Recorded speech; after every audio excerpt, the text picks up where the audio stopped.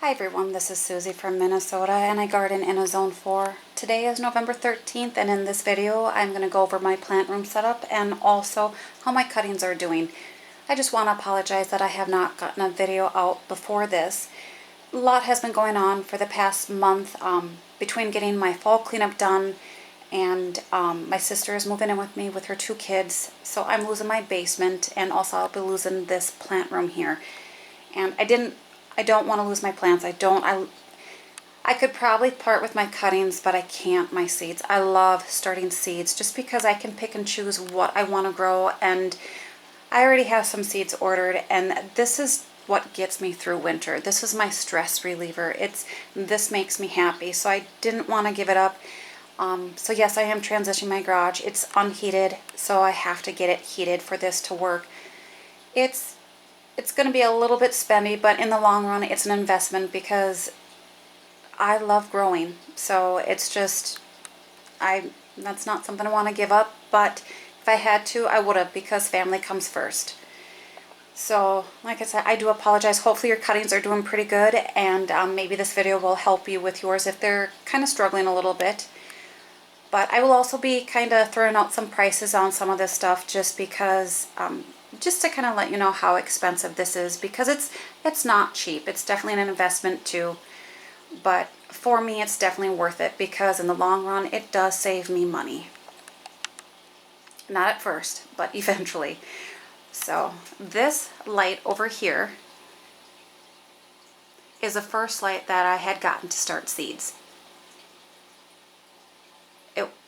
Works. The only issue is, I think you can probably get something like this on Amazon. I'm not sure where I got this. This wasn't Amazon because this was quite a while ago. I want to say at least 10 years. But this is a T5 fluorescent light bulb. It still works after all those years, but it gets super hot. So I could probably replace it with something else that doesn't get hot, but it still works. So I'm leaving it. I have burnt myself. I have burnt foliage on my plants.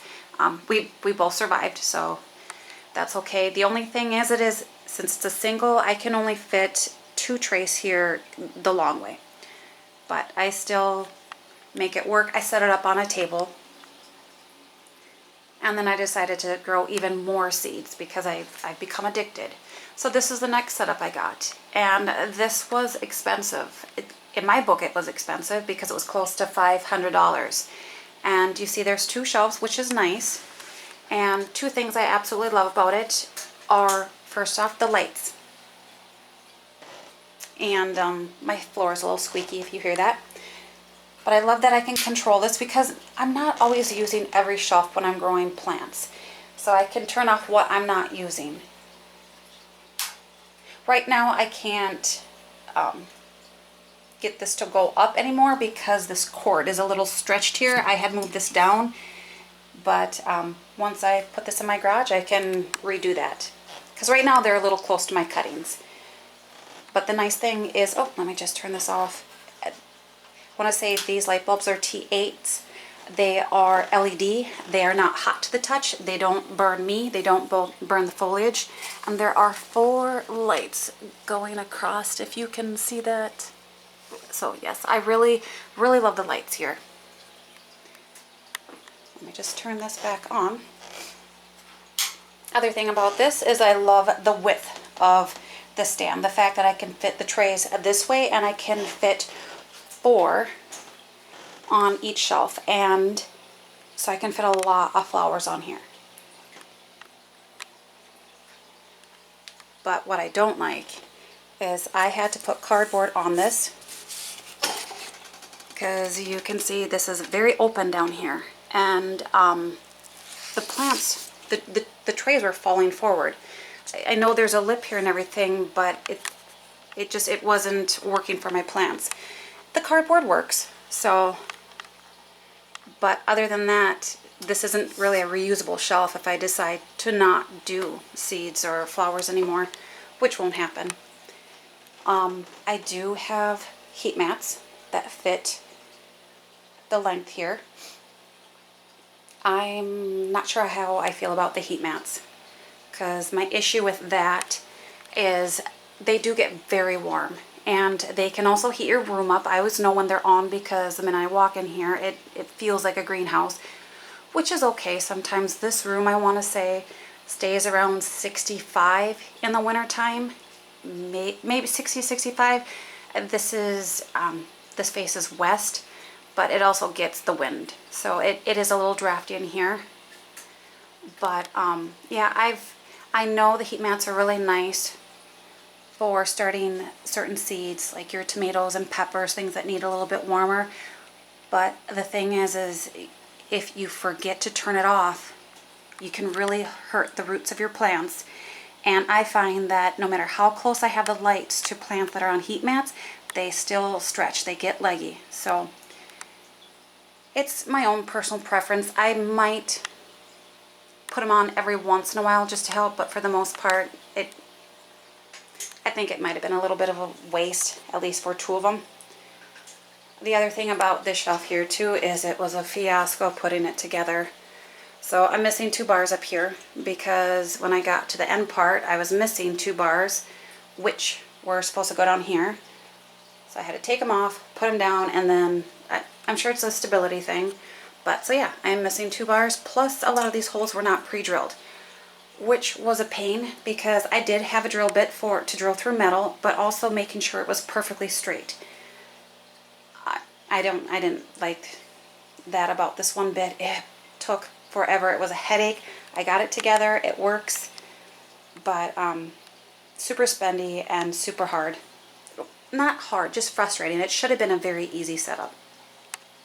So then after that, I decided not to go with that. And then I went with something like this. And all of this I got from Walmart. And for 6 of these shop lights plus the stand, it was around $180. So it's not cheap. It's still a little spendy, but definitely a lot better than the other one. And it does work. It is 4 feet long. It fits these shop lights.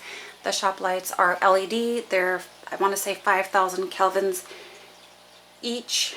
There's 2 bulbs that go across. It says daylight on there, and it works. I've started seeds on here, and I have great results. This is the way I'm going to go for all of my grow light setups. The one issue I do have, which is not major, but you can see it doesn't fit these trays fully across, but I just pull my shelf away here a little bit, and then I center the tray on here. You can see it's overhanging a little bit, but then on the ends where it's not getting quite as much light, I will put the ones that need less light and the flowers that need more light in the middle. And like I said, I've started seeds on here and I have had great success, and I will always be doing this. And also, these are reusable. I love this, heavy duty. And I also had used these in my little pop-up greenhouse in the springtime to harden off my plants. It was awesome. So I have 2 of those. I might be getting another one because I have lots of seeds that I ordered. And like I said, I love seed starting. Lots of cords, lots of power strips. I have zip ties to kind of help tidy things up. I don't have the other tray. I'm just going to swing here, right here. I did have these down here, but I have a vent that's over there and it was drying out my cuttings. So I put it back over there.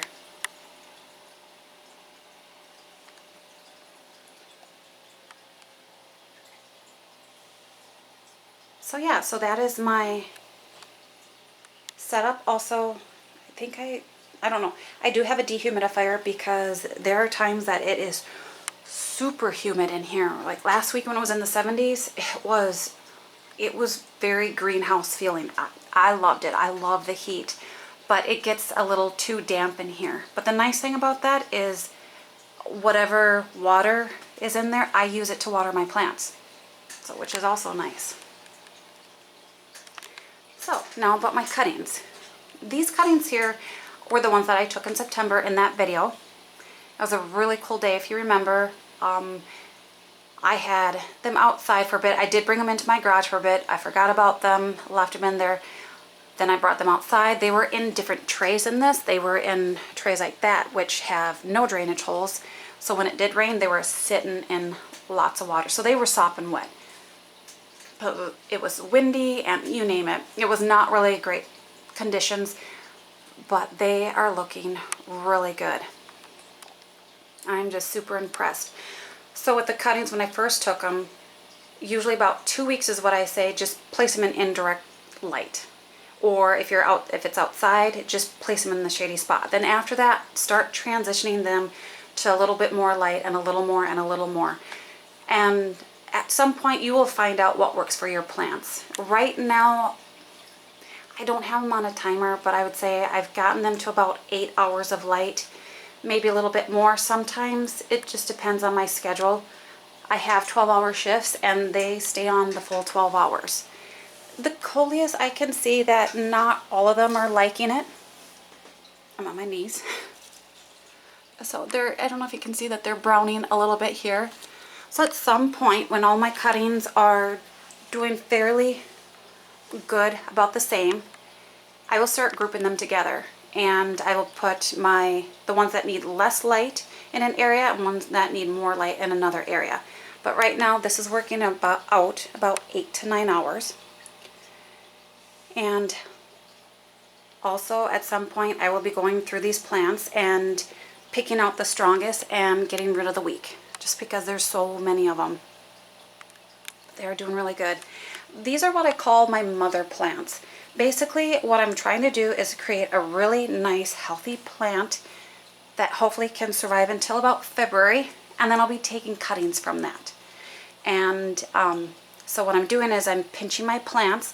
This geranium here I just pinched a couple days ago, so it's just starting to branch. And I want to promote bushiness, branching, just so I can take a lot of cuttings. I'm not going to need all of these, but depending, I mean, like coleus makes a really good house plant, and I have some sisters who would definitely like some. So depending on what you're growing it for.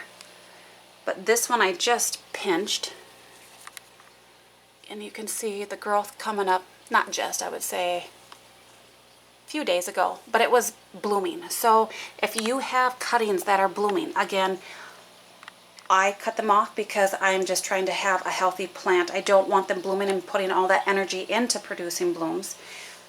But I pinch all of the blossoms off.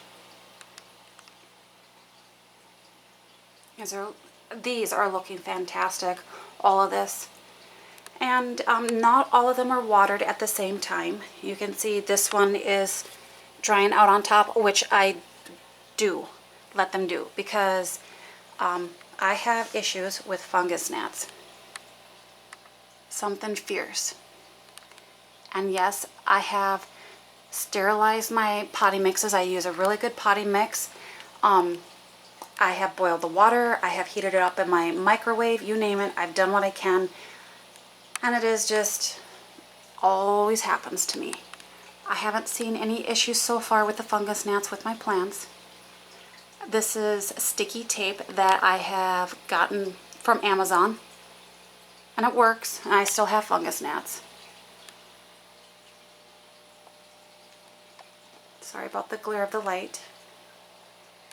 These cuttings were fertilized 3 weeks ago, and I do a foliar feed. I like doing that. The one thing is, if you are doing a foliar feed for your plants, make sure you're using distilled water. I have hard water, so I usually get residue on the leaves, and at some point it'll just keep building up, building up, building up. So I use distilled water because I foliar feed. If you use whatever fertilizer you want, just remember, use it at a half strength or a quarter strength. So I think if I were you, I'd try a quarter strength first and see how that goes. Again, you don't want massive plants. You just want healthy plants. And but yeah, I do foliar feeding. Wandering Jew is probably the easiest plant to propagate. It's just, you know, whenever I pinch it, then I just take that as a cutting. Yeah, lots of fungus gnats. That's just super crazy. But yeah, and I also I like this to dry out, because then you don't get algae forming, and I think, you know, it's good for the plant too. You don't want it sopping wet because you don't want your plant rotting. And you kind of know when it's time to water too by lifting up your plant. This still feels pretty good. Might need to be watered tomorrow, but you definitely can tell when you lift it up and it's super light. Which I bottom water. It's a bit of a process, but like I said, not all these plants are getting watered at the same time. Some grow a little bit slower, some grow a little bit faster, and some don't like it very wet at all. Like the Wandering Jew doesn't like it very wet. I find the geraniums don't. Begonias, so it is just trial and error. And this is an experiment for me too, because I'm okay growing at coleus cuttings, but everything else is new to me. So I'm kind of learning along with you. But yeah, so this is a tray where I fill it with water, and there are some in I just watered some today. And I find that if you fill it as full as you can, just so it's not overflowing when you put your plants in. So fill it as you're putting your plants in so it doesn't go over. I have carpet, which will be nice when I get into the garage because I'm very messy when it comes to planting and watering. And then I have this for just a drip tray. And so then I just let them drip in here for a little bit, and then I put them back into their little home over here. The other thing is, because these were outdoor for a long time, I keep inspecting the leaves for other bugs.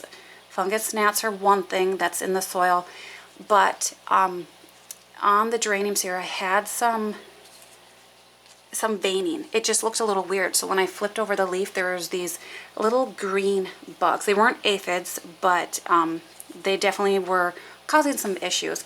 Also inspect your plants too. If you have some dead leaves on them, anything that's decaying, get rid of it. I like doing it. I just like to putz in my plant room and just be in here. So maybe a little bit too much with my plants. They're like my babies. But yeah, so these were the first ones in September, doing super well. I'm hoping yours are doing pretty good too. If not, hopefully these tips will help you out. So this shelf here and this shelf over here I had taken in October under excellent circumstances, and I just feel they're taking a little bit longer. But then again, they're different. These are begonias, which as you can see are doing super well. This is all new growth here. You can see new growth at the bottom. This one's doing extremely well. And then of course more Wandering Jew, and I keep pinching that, and then it just, like I said, it promotes bushiness, and that just makes a really healthy plant. And I probably will be giving some to my sister because she loves her houseplants. So yeah, lots of begonias over here. I have some Texas sage, which is taking forever. I'm like, that is crazy. And like I said, I've been pinching off blooms. But that's okay. And you know your cuttings are starting to work too. Like if you see this one, look at the stem on that. How thick that is compared to, oops, get in view, this one right here. So yeah. So not too bad. And then I just keep some jugs down here, and I just fill them with tap water when I bottom water. Like I said, when I'm doing my foliar feed, I use distilled water. But yeah, then I just fill these up with tap water, let them sit, they're room temperature, and we're good to go. 3 jugs so far is doing the trick. And like I said, with your fertilizing, make sure that it's at maybe half strength, quarter strength, depending. Just kind of experiment a little bit. I am doing it about every 4 to 6 weeks, depending on the results that I'm seeing. I don't want to over fertilize them because, you know, right now they're not outside, they're indoors. They're definitely going to be growing at a little slower rate. I'm just showing you this. This is the Diamond Frost Euphorbia that I brought in. And it's doing really good. Love that. And the fact that it's still covered in blooms, isn't that crazy? So it's definitely loving its life there. And then I just wanted to show you these two. My mom's into paper crafts, so she makes me a lot of things for like scrapbooks and whatnot for my plants. And also I wanted a lot of envelopes for my seeds that I was saving. Unfortunately, I only saved 2, but it's better than none. but there's some Velcro on the back. I love these. And then also this is just a little holder for my seeds too when I get them. I have 2 of them. But, so I saved Cleome, lots in there. And then I had saved this sweet pea. And I wanted to experiment because those seeds didn't look fantastic. The seed pods weren't brown, they weren't really dried up, but I wanted to see if they would still work out. So what I did is I planted 4 of them, and look at 100% germination. I would say that is a success. I'm not going to keep them because I definitely don't have room anywhere to be growing a vine like this, but I just wanted to make sure that the seeds were viable, and they are. So I'm really super happy that I have sweet pea seeds for next year. Woohoo! And then, of course, that's where my gloves are. I am a little hasty when it comes to testing my cuttings. I always do like the little pull test to see if there's any resistance, and if there's not, I have had some that were rotten, so I just got rid of them, but there were some that had little baby roots on it, so don't be so impatient like I am. There's a lot that got sacrificed. Like I said, some were ready to go, but 2 of them were geraniums, and so I just popped them in water here. And I just looked and the other day, look,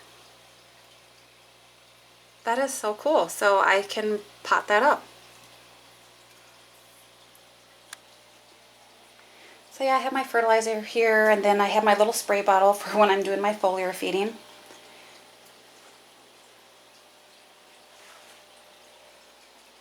And then these are all ones that I took in October. They're doing good. Like I said, not fantastic like the others, but they still have, I fertilized these maybe a few days ago. So they'll catch up at some point. But you can see I pinched this one here, and that is starting to bush out.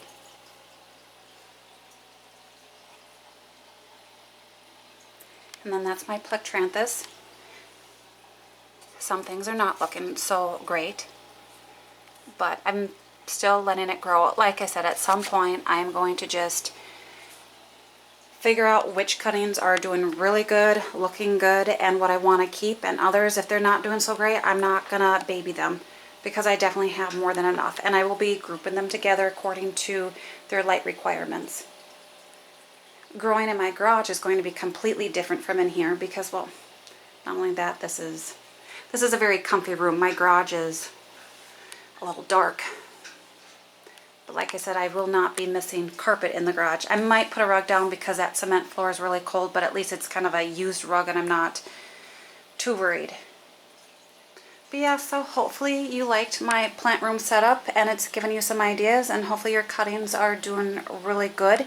And if not, hopefully some of these tips will help you. And if you have any questions, please leave it in the comments below and I will get back to you. And I hope you enjoyed. Bye for now.